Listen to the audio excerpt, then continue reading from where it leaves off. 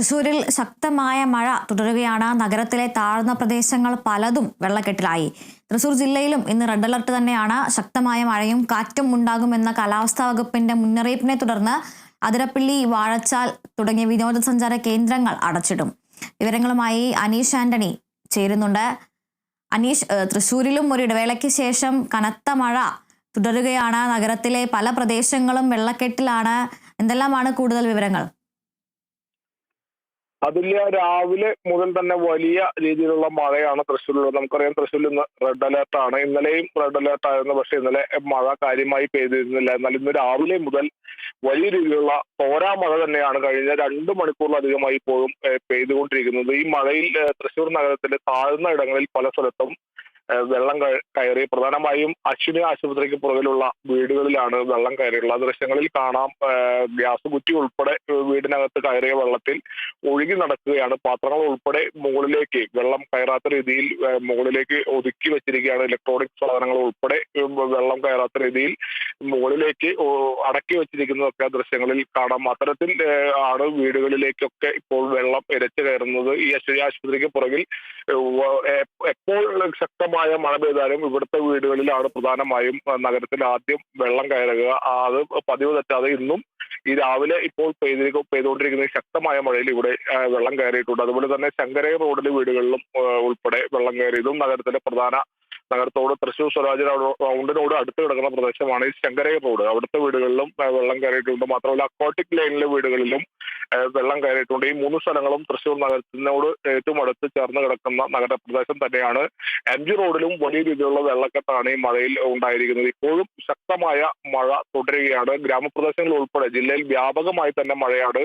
ജില്ലയുടെ കിഴക്കൻ മേഖലയായ പുത്തൂർ, വെട്ടുകാട്, ഏഴാങ്കല്ല് പ്രദേശത്തും ഈ മഴയിൽ വെള്ളം കയറിയിട്ടുണ്ട്. റെഡ് അലേർട്ടാണ് ഞാൻ നേരത്തെ സൂചിപ്പിച്ച പോലെ. അതുകൊണ്ട് തന്നെ ഈ മലയോര മേഖലയിലേക്കുള്ള യാത്രയ്ക്ക് അതീവ ജാഗ്രത നിർദ്ദേശം പുറപ്പെടുവിച്ചിട്ടുണ്ട്. അതിരപ്പള്ളി, വാഴച്ചാൽ വിനോദസഞ്ചാര കേന്ദ്രങ്ങൾ ഇന്നലെ തന്നെ അടച്ചു. ഇന്ന് രാവിലെ മുതൽ അടച്ചിട്ടിരിക്കുകയാണ്. കാരണം പല അപകടങ്ങളും ഉണ്ടാകാൻ സാധ്യത മുന്നിൽ കണ്ടാണ് ഇത്തരത്തിൽ അവിടേക്ക് വിനോദസഞ്ചാരികൾക്കുള്ള വിലക്ക് ഏർപ്പെടുത്തിയിട്ടുള്ളത്. അതേസമയം മലക്കപ്പാറയിലേക്ക് പോകുന്ന വിനോദസഞ്ചാരികൾക്ക് വിലക്കില്ല ഈ സമയം വരെയും. ഒരുപക്ഷെ ഇങ്ങനെ ശക്തമായി മഴ തുടർന്നാൽ അവിടേക്കുള്ള വിനോദസഞ്ചാരികൾക്കുള്ള വിലക്കും ഏർപ്പെടുത്താനുള്ള സാധ്യതയുണ്ട്. എന്തായാലും ഈ മഴയോടൊപ്പം പല സ്ഥലങ്ങളിലും ഇടിയും അനുഭവപ്പെടുന്നുണ്ടെന്നാണ് പറയുന്നത്. പല സ്ഥലങ്ങളിലും ഇടി മിന്നലും ഒക്കെ ഉണ്ടായിട്ടുണ്ട്. ഇപ്പോഴും ശക്തമായ മഴ തന്നെയാണ് തുടരുന്നത്. അടുത്ത 3 മണിക്കൂറിലും ഈ 10 മണി വരെയും ഈ മഴ തുടരുമെന്നാണ് ഇപ്പോൾ ഏറ്റവും ഒടുവിൽ ലഭിച്ചിരിക്കുന്ന കാലാവസ്ഥാ വകുപ്പിന്റെ തന്നെ വിവരം.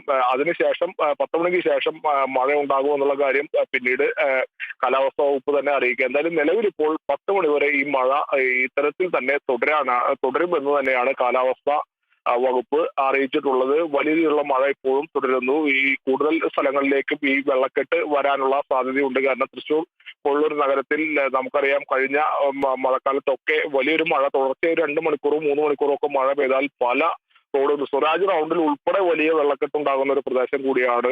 വലിയ രീതിയിലുള്ള പ്രതിഷേധമൊക്കെ കഴിഞ്ഞ മഴക്കാലത്ത് നടന്നു. കൃത്യമായ ഓടകൾ വൃത്തിയാക്കാത്തത് കൊണ്ടാണ് ഇത്തരത്തിൽ വെള്ളക്കെട്ട് രൂപപ്പെടുന്നത്. വെള്ളം ഒഴുകിപ്പോകാനുള്ള സാധ്യത, വെള്ളം ഒഴുകിപ്പോകുന്നതിനായി മഴക്കാലം മുന്നിൽ കണ്ട് ഓടകളും കാനകളും ഒക്കെ വൃത്തിയാക്കാത്തതാണ് എന്നതുൾപ്പെടെയുള്ള കാര്യങ്ങൾ ചൂണ്ടിക്കാട്ടി തൃശ്ശൂർ കോർപ്പറേഷൻ പ്രതിപക്ഷം ഒക്കെ വലിയ രീതിയിലുള്ള പ്രതിഷേധമൊക്കെ നടന്നിരുന്നു. എന്തായാലും അത്തരം ഒരു വലിയ ഗുരുതരാവസ്ഥയിലേക്കൊന്നും എത്തിയിട്ടില്ലെങ്കിൽ കൂടി താഴ്ന്ന പ്രദേശങ്ങളിലൊക്കെ ഈ മഴയിൽ വലിയ രീതിയിലുള്ള വെള്ളക്കെട്ട് ഇപ്പോൾ തന്നെ ആയി കഴിഞ്ഞ വീടുകളിലൊക്കെ പല വീടുകളിലും വെള്ളം കയറുന്നതിന്റെ സ്ഥിതിയാണ് ഇപ്പോൾ ഉള്ളത്. അതില്ല. ശരി അനീഷ്.